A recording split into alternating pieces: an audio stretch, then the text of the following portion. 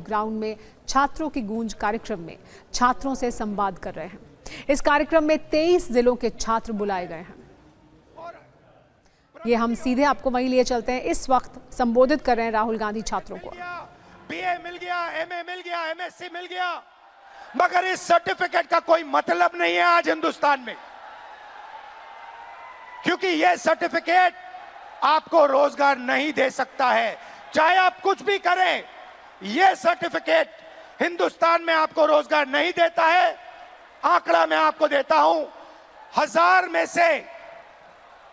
1000 युवाओं में से सिर्फ 12 युवाओं को परमानेंट नौकरी मिलती है।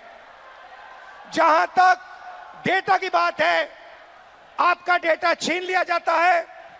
बड़ी बड़ी कंपनीज को, जियो को, अदानी को, फेसबुक, गूगल को आपका डेटा दिया जाता है और आपको फंसाया जाता है।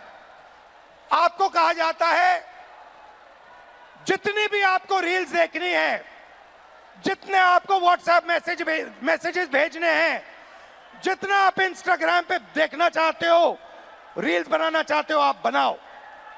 भाई और बहनों, ये 21वीं सदी का नशा है।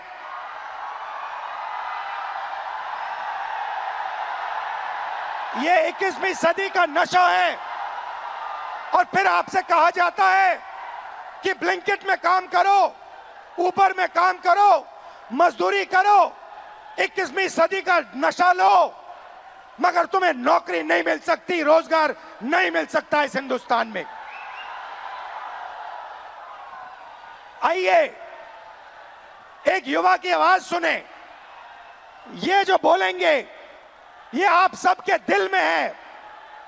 ये जो सवाल उठा रहे हैं, हिंदुस्तान का हर एक युवा यही सवाल पूछ रहा है, उठा रहा है। शिक्षा लेने के लिए मुझे ब्लिंकिट में बंधुआ मजदूर जैसे काम करना पड़ा और उसके बाद मजदूरी करने के बाद, 21वीं सदी की मजदूरी करने के बाद पेपर लीक होता है और कोई अमीर बच्चा, अमीर परिवार पेपर खरीद के मेरे फ्यूचर को खत्म करता है। आइए, वेलकम। कैसे हैं आप? नाम क्या आपका? मेरा नाम सर अजय राघव है। अविनाश और अजय। हाँ। आइए, अविनाश और अजय दोनों स्टूडेंट्स हैं, इनसे थोड़ा सुनते हैं, इनका एक्सपीरियंस क्या रहा है, बताइए। सर मैं यूपीएसआई एस्पिरेंट हूँ। तो पास पकड़ते हैं। सर मैं यूपीएसआई एस्पिरेंट हूँ और उत्तर प्रदेश में यूपीएसआई की भर्ती 5 साल के बाद आती है। 2020-21 यूपीएसआई की भर्ती 2020-21 में आई थी। इससे पहले तो उसमें व्यापक स्तर पर घोटाला हुआ था। मैं मानता हूं इस चीज को कि वो भारत की एग्जामिनेशन हिस्ट्री का सबसे बड़ा घोटाला था। उसमें सैकड़ों एफआईआर दर्ज हुई, 350 से ज्यादा फेक एलिमेंट, डमी कैंडिडेट पकड़े गए। हमने सैकड़ों इनको प्रूफ दिए, लेकिन इन्होंने भर्ती को पूरा कर दिया।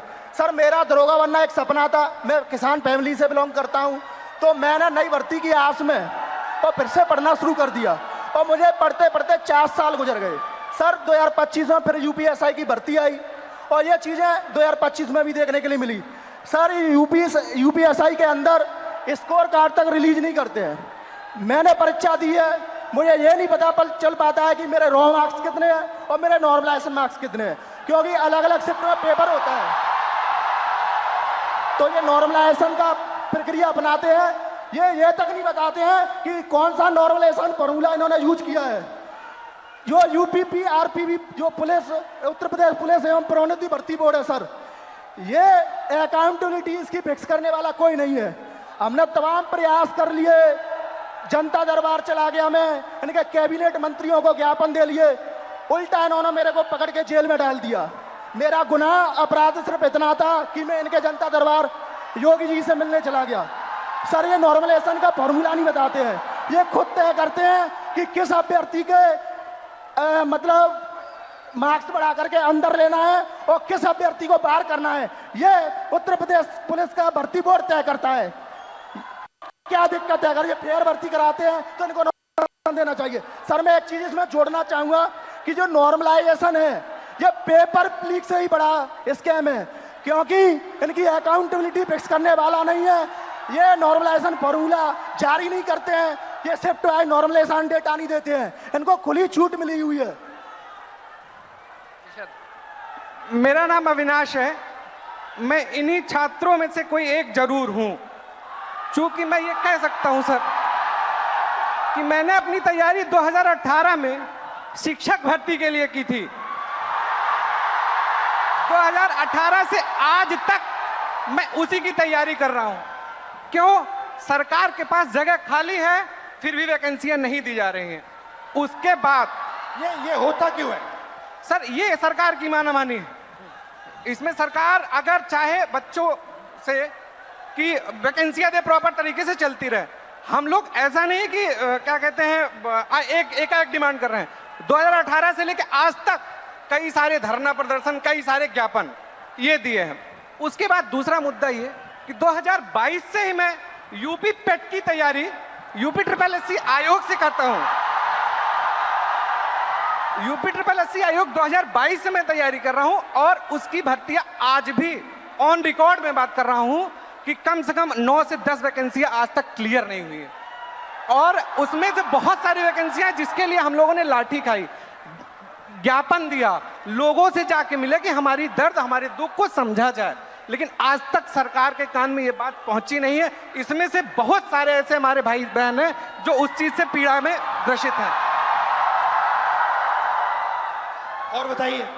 और सर ये है कि देखिए, हमारी कुछ मांगे हैं, आपसे भी है, सरकार से भी है, कि ये जो जितनी वैकेंसियां हैं उसका एक प्रॉपर कैलेंडर तैयार कर दें।